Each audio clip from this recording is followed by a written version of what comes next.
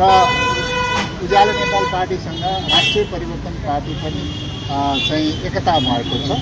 यो दुईटै party Gen Z आन्दोलनपछि जन्मेको पार्टी हो र राष्ट्रिय परिवर्तन पार्टी जेनजीहरूको घाइतेहरूको पार्टी हो र यो दुईटै पार्टीले चाहिँ अहिलेको जेनजी आन्दोलनको स्पिरिट र जेनजी आन्दोलनको माग र जेनजी आन्दोलनपछिको जनताको भावनालाई बोकेको छ। यो पार्टी नै नयाँ पार्टी हो र यो नयाँ पार्टी ले देशको परिवर्तन गर्छ। यो पार्टी चाहिँ हामीले काम गरेर आएको, डेलिभरी दिएर आएको, हाम्रा उम्मेदवारहरू पनि डेलिभरी दिएका उम्मेदवारहरू हुनुहुन्छ। डाक्टर साहबहरू हुनुहुन्छ यहाँ, डाक्टर राकेश मण्डल, डाक्टर प्रमोद कुमार शाह लगायत हाम्रो साथीहरू जति समानुपातिकमा हाम्रो चाहिँ मनिषाजी हुनुहुन्छ, समाजमा एकदम काम गरेर आएको र हामी चाहिँ डेलिभरी दिनको लागि आएका।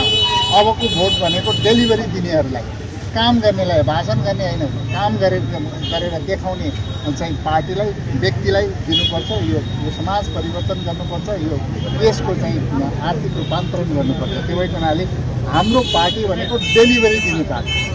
अरू भनेको भाषण गरेर सामाजिक सञ्जाल चलाएर चाहिँ स्थापित भएको पार्टी होइन, डेलिभरी दिएर अर्ग्यानिक रूपमा स्थापित भएको पार्टी हो। हामी छोटो समयमा आएका छौँ, तर यो पार्टीले यो देशको नेतृत्व गर्नेछ।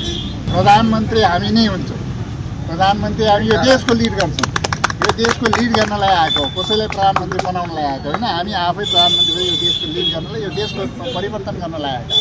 त्यो भएको हुनाले यो चाहिँ भाषण गरेर मात्रै प्रधानमन्त्री हुँदैन, कामले प्रधानमन्त्री, जनताले छानेपछि मात्रै प्रधानमन्त्री। किनभने आम पब्लिकलाई, आम जनतालाई हामीलाई विश्वास गर्नुहोस्, हामीले एउटा डेलिभरी दिएका छौँ। हिजो पनि डेलिभरी दिएका छौँ, आज पनि दिएका छौँ र भविष्यमा पनि हामी डेलिभरी परिणाम दिनेछौँ।